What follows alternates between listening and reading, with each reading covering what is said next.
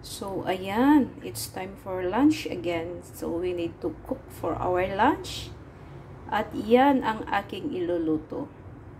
Gigisa ko lang to. Yan, a slice of tomato. And then the eggplant, the talong. Of course, the garlic. And I want to put some ginger para sa spicy part. So, ayan. Magigisa na tayo. Ayan, toppings natin yung egg na yan, na-boil na yan. At saka ito yung main na ingredients natin. So, ayan. Ayan, pag-uong.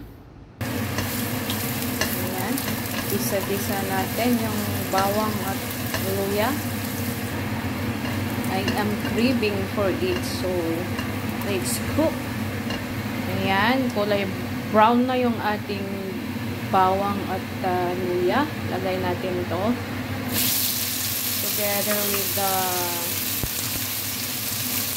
eggplant. Ayan. Gisa natin together. So, ayan. And then, takpan natin para maluto siya. Saka natin ilalagay yung bagoong aramang. Ayan siya. Just as simple as that. Ayan. Lagay natin yung aramang. Ayan.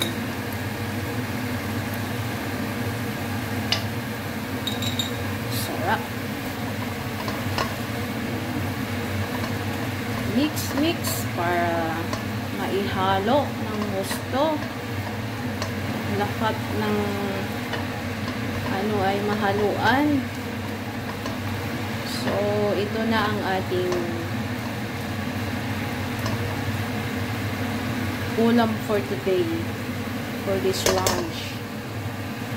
So, ayan, mamaya itoppings natin yung egg on top. So, ayan, mamaya after this one maluto, papainit natin tong rice. Kaya, ganyan na siya. Hindi na ako nagluto para kontrolado na yung rice natin. Kasi pag nagluto na ako, ay nako, hindi natin makokontrol ulit yung ating rice. So, ayan.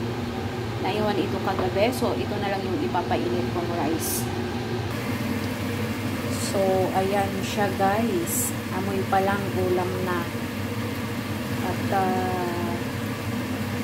luto pa natin ng konti. Ayan, kung saan natin niluto yung ating ulam, doon ko rin ipapainit yung aking rice. So, ayan, ito na siya. Tapos na siya at pwede nang kumain. So, ayan po guys, ang ating simple ulam for today. I hope you enjoy watching and thank you for watching. God bless everyone and happy lunch for everyone.